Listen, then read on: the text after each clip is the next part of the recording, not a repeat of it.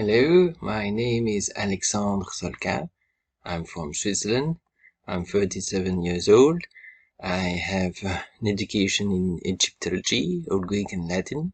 I'm also a teacher of foreign languages, including French, my native one, German, English, Latin, and Old Greek. I present today the chapter 28 of Dreams by Lucy Montgomery. Actually, I am very blessed husband and a young father now of a son, Leon, 2 years old, with my dear wife, Raya, from Russia. And about Lucy Montgomery, it's a very beautiful and long story behind my childhood, because when I was about 13 years old, I began to watch in Switzerland on a famous French television channel called Radio Monte Carlo, yes, DMC, the Chronicles of Avonlea. At that time, they were only in French, but even in French, they were absolutely wonderful. And I decided afterwards to read the Lucy Montgomery novels. I began with Anne of Green Gables. By the way, when I was about 17 or 18, I saw the movies, the beautiful movies of Anne of Green Gables sequels. This gave me a lot of very interesting thoughts and also a lot of emotion. And after this beautiful series of movies, I really decided I wanted to learn more about Lucy Montgomery's and also different elements of Anne and Emily and all the heroes of Lucy Montgomery. Interestingly, for a few years, I left this idea over. I followed other dreams, like working on cuneiform tablets, then working on ancient runic inscriptions of Anglo-Saxon Britain and Scandinavia. And then, just about 1 year ago, I found the Lucy Montgomery Society in Canada.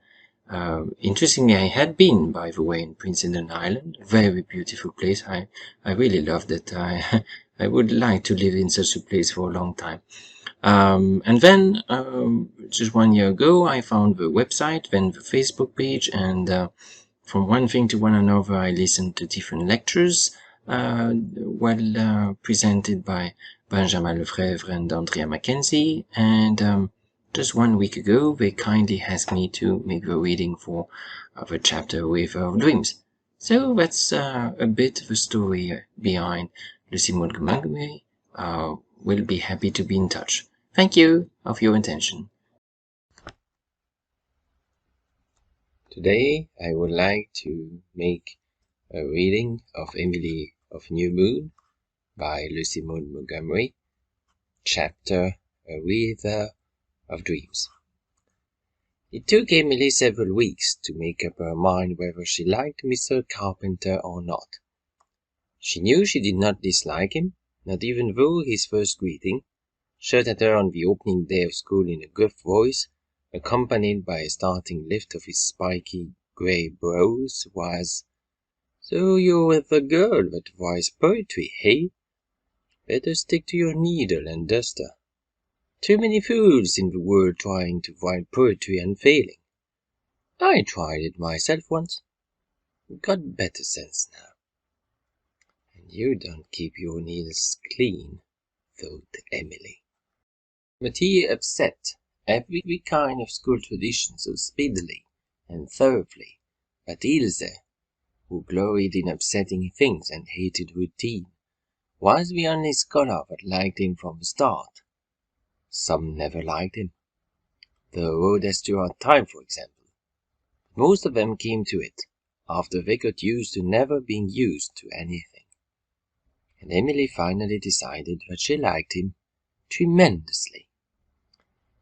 Mr. Carpenter was somewhere between 40 and 50, tall man with an upstanding shock of bushy grey hair, bristling grey moustache and eyebrows, a truculent bird, wide blue eyes out of which all his wide life had not yet burned the fire, and a long, lean, greyish face, deeply lined. He lived in a little two-roomed house below the school with a shy mouse of a wife. He never talked of his past, or offered any explanation of the fact that at his age he had no better profession than teaching a district school for a pittance of salary. But the truth leaked out after a while, for Prince Edward Island is a small province, and everybody in it knows something about everybody else. So eventually, Blairwater people, and even the school children, understood that Mr. Carpenter had been a brilliant student in his youth, and had had his eye on the ministry. But at college he had got it in with a fast set. Blairwater people nodded their heads slowly, and whispered the dreadful phrase portentously, and fast had ruined him. He took to drink, and went to the dogs generally.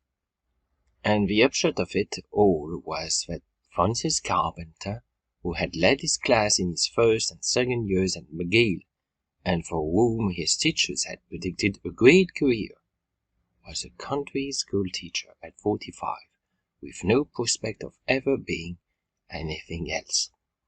Perhaps he was resigned to it. Perhaps not. Nobody ever knew, not even the brown mouse of a wife. Nobody in Blairwater cared. He was a good teacher, and that was all that mattered. Even if he did go on occasional sprees, he always took Saturday for them, and was sober enough by Monday. Sober, and especially dignified, wearing a rusty black frock coat which he never put on any other day of the week. He did not invite pity, and he did not pose as a tragedy, but sometimes whenever he looked at his face bent over the arithmetic problems of Blairwater School, she felt horribly sorry for him without in the least understanding why. He had an explosive temper which generally burst into flame at least once a day, and then he would storm about wildly for a few minutes, tugging at his bird, imploring heaven to grant him patience, abusing everybody in general, and the luckless object of his wrath in particular. But these tempers never lasted long. In a few minutes Mr. Carpenter would be smiling as graciously as the sun bursting through a storm cloud on the very purple he had been reading. Nobody seemed to cherish any grudge because of his scoldings. He never said any of the biting things Miss Bonnell was wont to say, which rankled and festered for weeks. His hail of words fell alike on just and unjust, and rolled off harmlessly. He could take a joke on himself in perfect good nature. "Do you hear me? Do you hear me, sir?" he bellowed to Perry Miller one day. "Of course I hear you," retorted Perry coolly. "They could hear you in Charlottetown." Mr. Carpenter stared for a moment, then broke into a great jolly laugh. His methods of teaching were so different from Miss Bonnell's that the Blairwater pupils at first felt as if he had stood them on their heads. Miss Bonnell had been a martinet for order. Mr. Carpenter never tried to keep order apparently, but somehow he kept the children so busy that they had no time to do mischief. He taught history tempestuously for a month, making his pupils play the different characters and enact the incidents. He never bothered any one to learn these, but the dates stuck in the memory just the same. As Mary Queen of Scots you were beheaded by the school hacks, kneeling blindfolded at the doorstep, with Perry Miller, wearing a mask made out of a piece of Aunt Laura's old black silk for executioner, wondering what would happen if he brought the axe down too hard. You did not forget the year 11, and if you fought the Battle of Waterloo all over the school playground, and heard Teddy Kent shouting, "Up cars to the pub!" as he led the last furious charge, you remembered 1815, without half trying to. Next month's history would be thrust aside altogether, and geography would take its place, when school and playground were mapped out into countries, and you dressed up as the animals inhabiting them. or traded in various commodities over the rivers and cities. When Rhoda Stewart had cheated you in a bargain in hides, you remembered that she had bought the cargo from the Argentine Republic. And when Perry Miller would not drink any water for a whole hot summer day because he was crossing the Arabian desert with a caravan of camels and couldn't find an oasis, and then drank so much that he took terrible cramps, and Harold Laura had to be up all night with him, you did not forget where the said desert was. The trustees were quite scandalized over some of the goings on, and felt sure that the children were having too good a time to be really learning anything. If you wanted to learn Latin and French, you had to do it by talking your exercises, not writing them. And on Friday afternoons all lessons were put aside, and Mr. Carpenter made the children recite poems, make speeches, and declaim passages from Shakespeare and the Bible. This was the day Ilse loved. Mr. Carpenter pounced on her gift like a starving dog on a bone, and drilled her without mercy. They had endless fights, and Ilse stamped her foot and called him names, while the other pupils wondered why she was not punished for it, but at last had to give in, and do as he willed. Ilse went to school regularly, something she had never done before. Mr. Carpenter had told her that if she were absent for a day without good excuse, she could not take part in the Friday exercises, and this would have killed her. One day, Mr. Carpenter had picked up Teddy's slate and found a sketch of himself on it, in one of his favorite, if not exactly beautiful attitudes. Teddy had labeled it the Black Death, half of the pupils of the school having died that day of the Great Plague, and having been carried on stretchers to the Potter's Field by the terrified survivors. Teddy expected a roar of denunciation, for the day before Garrett Marshall had been ground into figurative pulp on being discovered with a picture of a harmless cow on his slate. At least, Garrett said, he meant it for a coup. But now, this amazing Mr. Carpenter only drew his beetling brows together, looked earnestly at Teddy's slate, put it down on the desk, looked at Teddy, and said, "I don't know anything about drawing. I can help you, but by gad, I think hereafter you'd better give up those extra arithmetic problems in the afternoon, and draw pictures." Whereupon Garrett Marshall went home and told his father that old Carpenter was unfair and made favorites over Teddy Kent. Mr. Carpenter went up to the tansy patch that evening and saw the sketches in Teddy's old barn loft studio. Then he went into the house and told to Mrs. Kent. What he said and what she said, nobody ever knew. But Mr. Carpenter went away looking grim, as if he had made an unexpected match. He took great pains with Teddy's general school work after that, and procured from somewhere certain elementary textbooks on drawing which he gave him, telling him not to take them home, a caution Teddy did not require. He knew quite well that if he did, they would disappear as mysteriously as his cats had done. He had taken Emily's advice and told his mother he would not love her if anything happened to Leo. And Leo flourished and waxed fat and doggy. But Teddy was too gentle at heart, and too fond of his mother, to make such a threat more than once. He knew she had cried all that night after Mr. Carpenter had been there, and prayed on her knees in her little bedroom most of the next day, and looked at him with bitter, haunting eyes for a week. He wished she was more like all the Phil's mothers, but they loved each other very much, and had dead hours together in the little grey house on the Tansy Hill. It was only when other people were about that Mrs. Kent was queer and jealous. She's always lovely when we are alone, Teddy had told Emily. As for the other boys, Perry Miller was the only one Mr. Carpenter bothered much with in the ways of speeches, and he was as merciless with him as with Ilse. Perry worked hard to please him, and practiced his speeches in barn and field, and even by nights in the kitchen loft, until Aunt Elizabeth put a stop to that. Emily could not understand why Mr. Carpenter would smile amiably and say, "Very good," when Nellie Gray rattled off a speech glibly, without any expression whatever, and then raged at Perry and denounced him as a dunce and a nincompoop, by gad, because he had failed to give just the proper emphasis on a certain word, or at times his gesture a fraction of a second too soon. Neither could Deirdre understand why he made red pencil corrections all over her compositions, and rated her for split infinitives and too lavish adjectives, and strode up and down the aisle and hurled objurgations at her because she didn't know a good place to stop when she saw it, by gad, and then told Rhoda Stewart and Nan Lee that their compositions were very pretty, and gave them back without so much as a mark on them.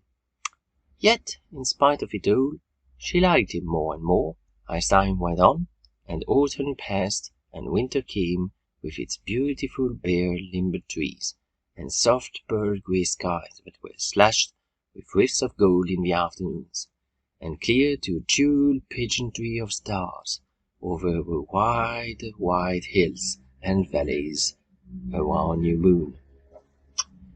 Emily shut up so that winter that Aunt Laura had to let down the tucks of her dresses. Aunt Ruth, who had come for a week's visit, said she was outgrowing her strength. Consumptive children always did. "I am not consumptive," Emily said. "The stars are told," she added, with a touch of subtle malice hardly to be looked for in near 13. Aunt Ruth, who was sensitive in regard to her dumpiness, sniffed. "It would be well if that were the only thing in which you resemble them," she said. "How are you getting on in that school?" "Very well. I'm the smartest scholar in my class," answered Emily composedly. "You conceited child," said Aunt Ruth. "I'm not conceited." Emily looked scornful indignation. "Mr. Carpenter said it, and it does not flatter. Besides, I can help saying it myself." "Well, it is to be hoped you have some brains, because you haven't much in the ways of looks," said Aunt Ruth. "You've no complexion to speak of, and that hinky hair around your white face is startling. I see you're going to be a plain girl." "You would not say that to a grown-up person's face," said Emily with a deliberate gravity which always exasperated Aunt Ruth, because she could not understand it in a child. "I don't think it will hurt you to be as polite to me as you are to other people." "I'm telling you your faults so you may correct them," said Aunt Ruth frigidly. "It is not my fault that my face is pale and my hair black," protested Emily. "I can't correct that." "If you were a different girl," said Aunt Ruth, "I would." "But I don't want to be a different girl," said Emily distantly. She had no intention of lowering the star flag to Aunt Ruth. "I would not want to be anybody but myself, even if I am plain. Besides," she added impressively as she turned to go out of the room, "though I may not be very good-looking now, when I go to heaven, I believe I'll be very beautiful." "Some people think Emily quite pretty," said Aunt Laura, but she did not say it until Emily was out of hearing. She was merry enough for that. "I don't know where they see it," said Aunt Ruth. "She's vain and pert and says things to be thought smart. You heard her just now. But the thing I dislike most in her is that she is unchildlike and deep as the sea. Oh yes, she is, Laura, deep as the sea. You find it out to your cost one day if you disregard my warning. She's capable of anything. Sly is no word for it. You and Elizabeth don't keep a tight enough rein over her." "I've done my best," said Elizabeth stiffly. She herself did think she had been much too lenient with Emily. Laura and Jimmy were 2-1, but it nettled her to have Ruth say so. Uncle Wallace also had an attack of worrying over Emily that winter. He looked at her one day when he was at New Moon and remarked that she was getting to be a big girl. "How old are you, Emily?" he asked her that every time he came to New Moon. 13 in May. And what are you going to do with her, Elizabeth?" "I don't know what you mean," said Aunt Elizabeth coldly. quite cosily as is possible to speak when one is pouring melted tallow into candle molds. Why, well, she'll soon be grown up. She can't expect you to provide for her indefinitely. I don't, Emily whispered resentfully under her breath. And it's time we decided what is best to be done for her.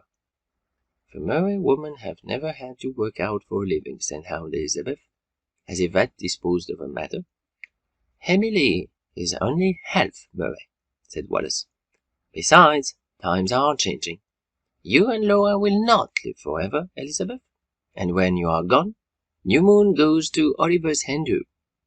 In my opinion, Emily should be fitted to support herself if necessary. Emily didn't like Uncle Wallace, but she was very grateful to him at that moment. Whatever his motives were, he was proposing the very thing she secretly yearned for. I would suggest, said Uncle Wallace, that she be sent to Queen's Academy to get a teacher's license. Teaching is a genteel, ladylike occupation. I will do my share in providing for the expense of it. A blind person might have seen that Uncle Wallace thought this very splendid of himself. If you do, thought Emily, I'll pay every cent back to you as soon as I am able to earn it. But Aunt Elizabeth was adamant. I do not believe in girls going out into the world, she said. I don't mean Emily to go to Queen's. I told Mr. Carpenter so when he came to see me about her taking up the entrance work. He was very rude. School teachers knew the place better in my father's time. But I made him understand, I think. I'm rather surprised at you, Wallace. You didn't send your own daughter out to work. My daughter had parents to provide for her, retorted Uncle Wallace pompously. Emily is an orphan. I imagine from what I had heard about her that she would prefer earning her own living to living on charity. So I would, cried out Emily. So I would, Uncle Wallace. Oh, and Aunt Elizabeth, please let me study for the entrance, please. I'll pay you back every cent you spend on it. I will indeed. I pledge you my word of honor. It does not happen to be a question of money, said Aunt Elizabeth in her stateliest manner. I undertook to provide for you, Emily, and I will do it. When you are older, I may send you to the high school in Shrewsbury for a couple of years. I am not requiring education, but you are not going to be a slave to the public. No Murray girl ever was that. Emily, realizing the uselessness of pleading, went out in the same bitter disappointment she had felt after Mr. Carpenter's visit. Then Aunt Elizabeth looked at Wallace. Have you forgotten what came of sending Juliet to Queen's? She asked significantly. If Emily was not allowed to take up the entrance classes, Perry had no one to say him nay, and he went at them with the same dogged determination he showed in all other matters. Perry's status at New Moon had changed subtly and steadily. Aunt Elizabeth had ceased to refer scornfully to him as a hired boy. Even she recognized that though he was still indubitably a hired boy, he was not going to remain one, and she no longer objected to Laura's patching up his ragged bits of clothing, or to Emily's helping him with his lessons in the kitchen after supper, nor did she growl when Cousin Jimmy began to pay him a certain small wage, though older boys than Perry were still glad to put in the winter months going for board and lodging in some comfortable home. If a future premier was in the making at New Moon, Aunt Elizabeth wanted to have some small share in the making. It was credible and commendable that a boy should have ambitions. A girl was an entirely different matter. A girl's place was at home. Emily helped Perry work out algebra problems, and he heard us lessons in French and Latin. She picked up more thus than Aunt Elizabeth would have approved, and more still when the entrance pupils taught those languages in school. It was quite an easy matter for a girl who had once upon a time invented a language of her own. When George Bates, by way of showing off, asked her one day in French his French, of which Mr. Carpenter had once said doubtfully that perhaps God might understand it, Have you the ink of my grandmother, and the shoe brush of my cousin, and the umbrella of my husband in your desk? Emily retorted quite as glibly and quite as Frenchly. No, and I have the pen of your father, and the cheese of the innkeeper, and the towel of your uncle's maidservant in my basket. To console herself for her disappointment in regard to the entrance class, Emily wrote more poetry than ever. It was especially delightful to write poetry on a winter evening, when the storm winds howled without and heaped the garden and orchard with big ghostly drifts, starred over with rabbit candles. She also wrote several stories, desperate love affairs wherein she struggled heroically against the difficulties of affectionate dialogue. Tales of bandits and pirates. Emily liked these because there was no necessity for bandits and pirates to converse lovingly. Tragedies of earls and countesses whose conversation she dearly loved to pepper with scraps of French, and a dozen other subjects she did not know anything about. She also meditated beginning a novel, but decided it would be too hard to get enough paper for it. The letter bills were all done now, and the Jimmy books were not big enough, though a new one always appeared mysteriously in her school basket when the old one was almost full. Cousin Jimmy seemed to have an uncanny prescience of a proper time. That was part of his Jimminess. Then, one night, as she lay in her lookout bed and watched a full moon gleaming lustrously from a cloudless sky across the valley, she had a sudden, dazzling idea. She would send her latest poem to the Charlottetown Enterprise. The Enterprise had a poet's corner, where original verses were frequently printed. Privately, Emily thought her own were quite as good, as probably they were, for most of the Enterprise poems were sad trash. Emily was so excited over the idea that she could not sleep for the greater part of the night, and didn't want to.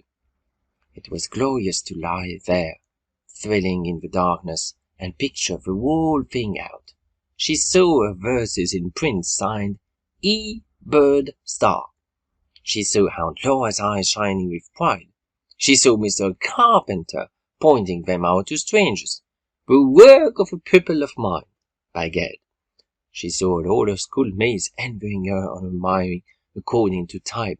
She saw herself with one foot at least firmly planted on the ladder of fame, one hill at least of the helping path quested, with a new and glorious prospect opening therefrom. Morning came. Emily went to school, so absent-minded because of her secret that she did badly in everything, and was raged at by Mr. Carpenter. But it all slipped off her like the probable water off a duck's back. Her body was in Blairwater School, but her spirit was in Kingdoms Imperial. As soon as school was out, she betook herself to her garret with half a sheet of blue-lined notepaper.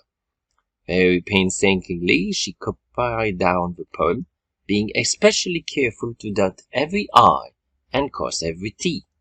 She wrote it on both sides of the paper, being in blissful ignorance of any taboo thereon. Then she read it out aloud, delightedly, not omitting the title, Evening Dreams.